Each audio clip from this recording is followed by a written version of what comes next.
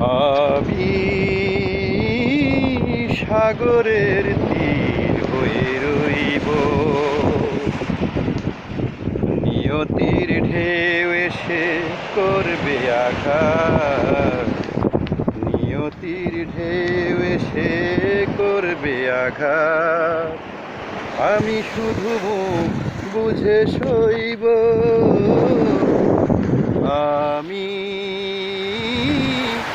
সাগরের তীর হয়ে রইব। আমরা দেখতে পাচ্ছি যে সাগরের ঢেউ কত সুন্দর মসৃণ, যে ঢেউ দেখার জন্য দূর দূরান্ত থেকে অনেক পথিক এসে এখানে ঢেউ উপভোগ করেন এবং দেখেন। আপনারা দেখতে পাচ্ছেন যে কত সুন্দর এবং মসৃণ।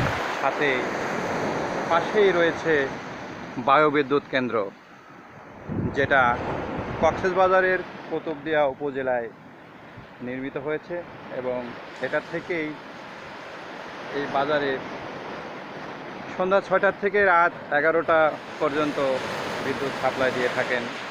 আর সেখানেই আমি উপস্থিত হয়েছি, যেটা দেখার জন্য, উপভোগ করার জন্য, পাশাপাশি সাগরের ঢেউ উপভোগ করার জন্য। দেখুন আপনারা যে কত বড় ঢেউ, যেটা এর আগে কখনোই আমি দেখিনি।